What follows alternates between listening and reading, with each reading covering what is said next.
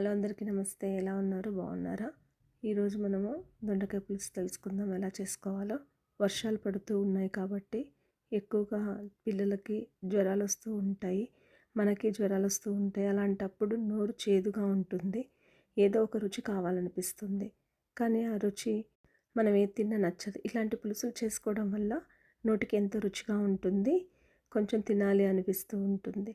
చాలా ఈజీగా సింపుల్గా మన ఇంట్లో ఉన్న ఐటమ్స్తోనే దొండకాయలు ఒకటి తీసుకొచ్చేసి వాటిని చివరలో కట్ చేసేసి మధ్యలో 4 పీసులు వచ్చేలాగా సేమ్ గుత్తొంకాయకి ఎలా కట్ చేసుకుంటామో అలా కట్ చేసుకోవాలి. దాన్ని కొంచెం ఆయిల్ వేసుకొని డీప్ ఫ్రై లాగా చేసేసి పక్కన పెట్టేసుకోవాలి. మిగిలిన ఆయిల్ని కొంచెం తీసి పక్కన పెట్టేసి, మనకి కూరకి కొద్దిగా ఆయిల్ సరిపోతుంది, ఎందుకంటే ఆల్రెడీ డీప్ ఫ్రై చేసుకున్నాం కాబట్టి. ఇప్పుడు అదే ఆయిల్లో ఆవాలు జీలకర్ర వేసేసి ఆనియన్ టమాటా పీసులు వేసిన తర్వాత కొంచెం ఉప్పు వేసామంటే బాగా మగ్గుతుంది. దాంట్లో కారము ఈ దొండకాయ ముక్కలు వేసేసి కొంచెం మగ్గిచ్చిన తర్వాత చింతపండు పులుసుని ముందుగానే మనం నానబెట్టుకోవాలి.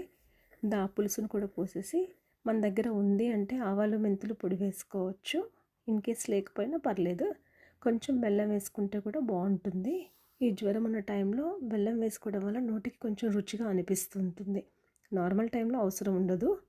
చేసిన తర్వాత మనం దీన్ని దోశలో కానీ ఇడ్లీలో కానీ, అంటే జ్వరం వచ్చినప్పుడు, నార్మల్గా అయితే అన్నంలోకే బాగుంటుంది. మీకు నచ్చిన ఏ టేస్ట్ మీరు తింటారో, చపాతీ, రాగి సంగటి, మీకు నచ్చిన ఐటెం మీరు ఏది తింటారో దాంట్లో ప్రతి కాంబినేషన్లోనూ బాగుంటుంది. తినండి, ఎంజాయ్ చేయండి, చాలా బాగుంటుంది. ఎస్పెషల్లీ నోరు బాగలేదు, చేదుగా ఉంది, జ్వరం ఉంది అనే వాళ్ళకి ఖచ్చితంగా నచ్చుతుంది. ఒక్కసారి ట్రై చేసి చూడండి, మీకు నచ్చుతుంది అనుకుంటాను. Thank you so much.